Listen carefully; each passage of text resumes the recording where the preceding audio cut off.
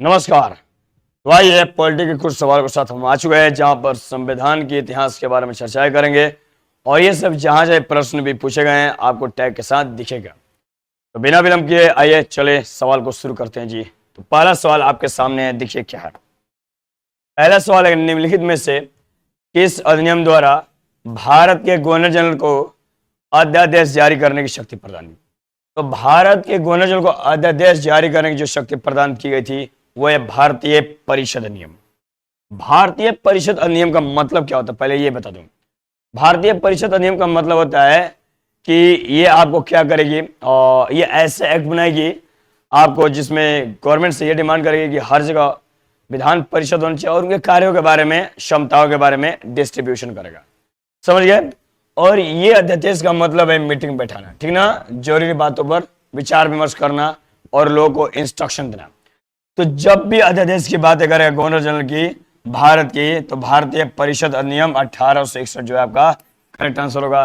भारतीय परिषद अधिनियम 1892 इसका सही आंसर नहीं है, और 1909 भी बिल्कुल सही है। 8 ये भी सही नहीं है, और चार्टर एक्ट जो 1833 है, चार्टर एक्ट आपका इंग्लैंड में रहकर, जब ईस्ट इंडिया कंपनी के शासन थे तो इंग्लैंड में रहकर जो शासन भारत के लिए बनाए जाते थे, जो एक्ट भारत के लिए बनाए जाते थे वो था आपका चार्टर एक्ट, तो इसलिए ये भी सही नहीं होगा। तो सही आंसर हमारा क्या होगा? भारतीय परिषद अधिनियम 1861। तो चलिए अगले सवाल पे चलते हैं।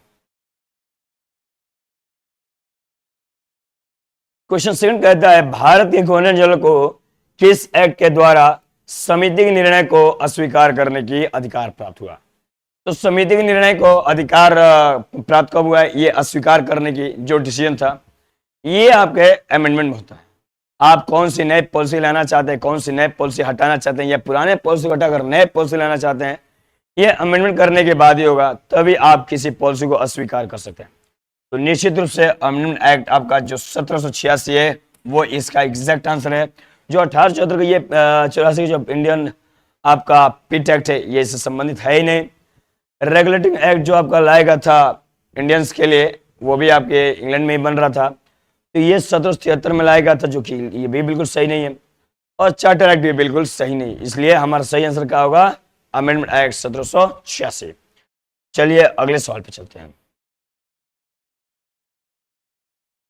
अगला सवाल देखिए, कहता है भारत के गवर्नर जनरल को किस एक्ट के द्वारा अपनी समिति के निर्णय को, आई एम सॉरी ये तो दो ही वही प्रश्न हो गया, मैं चेंज करता हूं।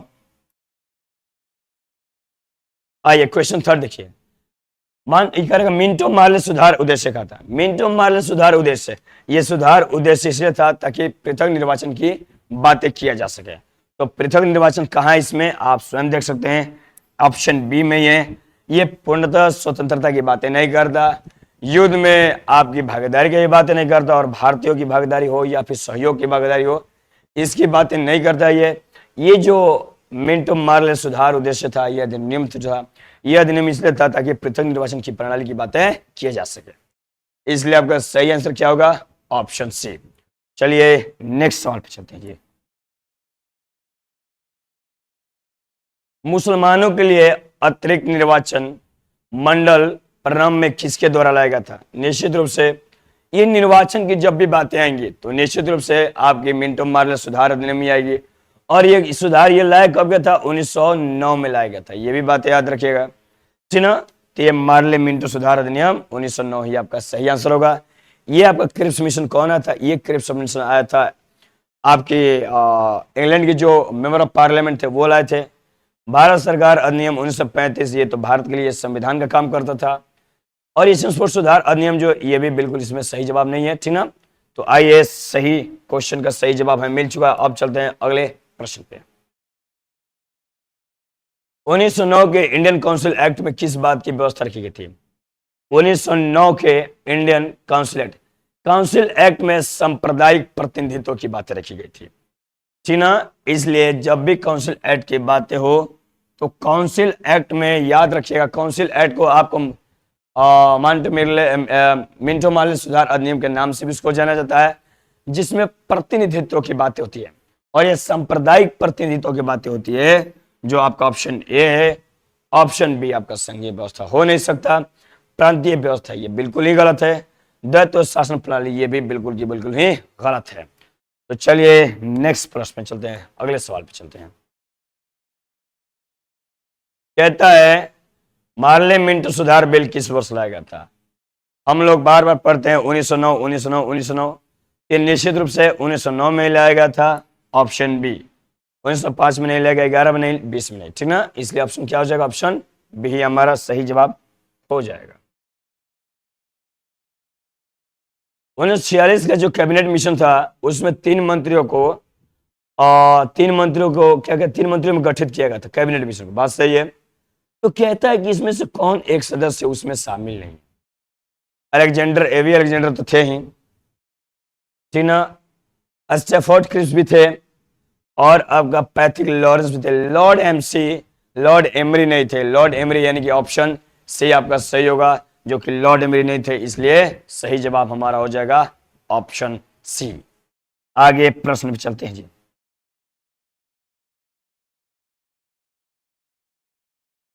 कैबिनेट मिशन योजना में विषय कौन सही नहीं है?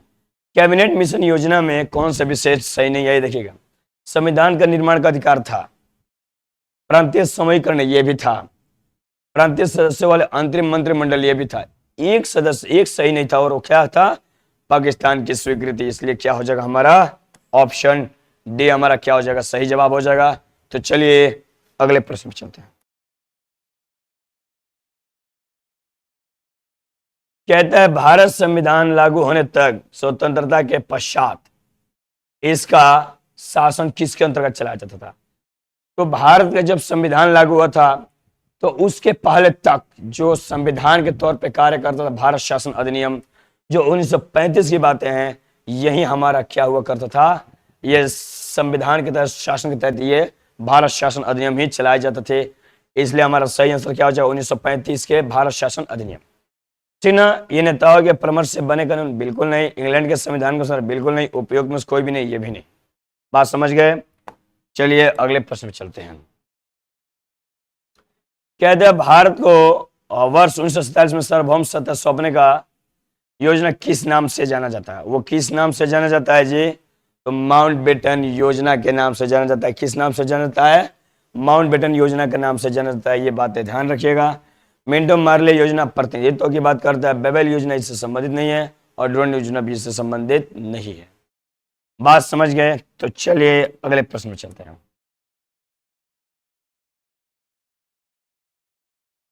कौन सुमेल नहीं है? सुमेल का मतलब होता है आपका जो मेल ना करे, जो क्लासिफिकेशन करे, यानी कि विभाजन करे।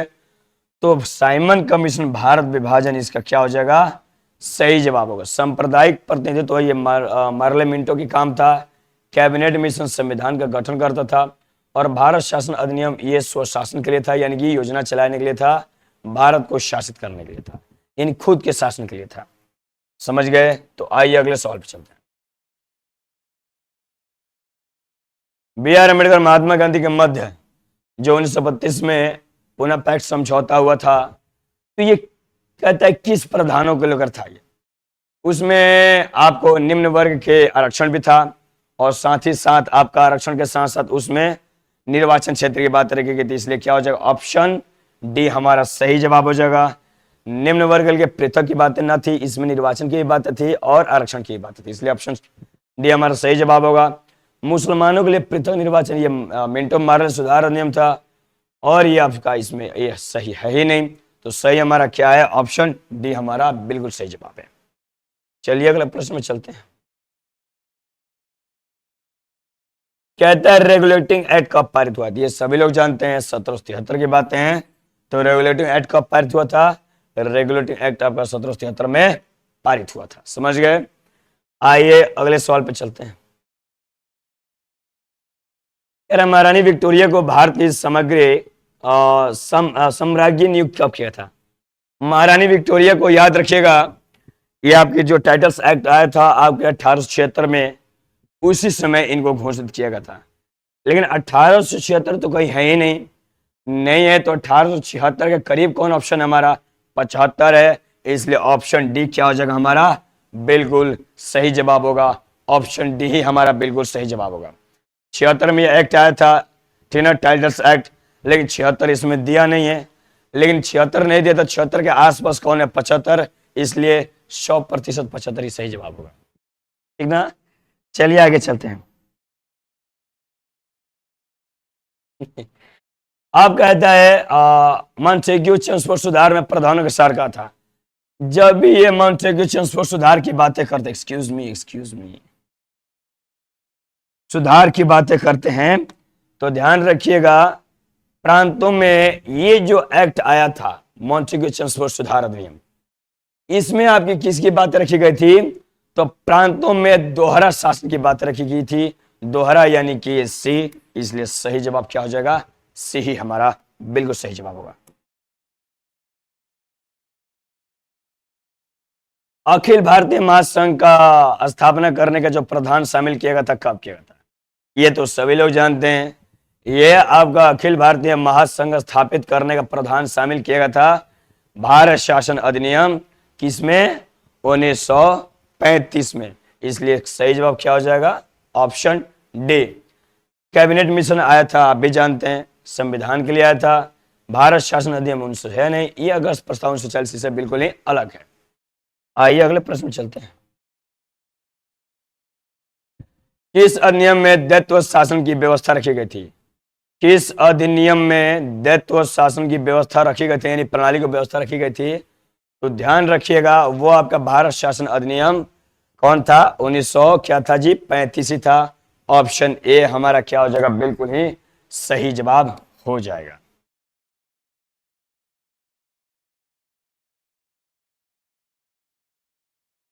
किस अधिनियम की प्रमुख विशेषताएं प्रांतीय स्वायत्त थी? प्रांतीय स्वायत्ता आप सभी लोग जानते हैं, जब भी प्रांत की स्वायत्ता की बातें किया जाए या सचिव की बातें किया जाए, ये सब के सब भारत शासन अधिनियम में ही शामिल था। और ये कब की बातें है? 1935 की बातें हैं। कब की? 1935, यानी कि ऑप्शन बी हमारा क्या हो जाएगा? बिल्कुल ही सही जवाब हो जाएगा। संघीय प्रणाली का पहला प्रयास भारत शासन अधिनियम, भारत सरकार अधिनियम कब आया था?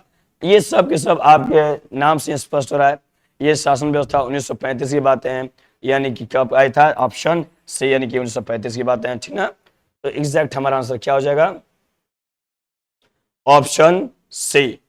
इस बात को याद रखें, भारत शासन अधिनियम 1935। भारत में सचिव का पद किसके द्वारा निर्मित किया गया था?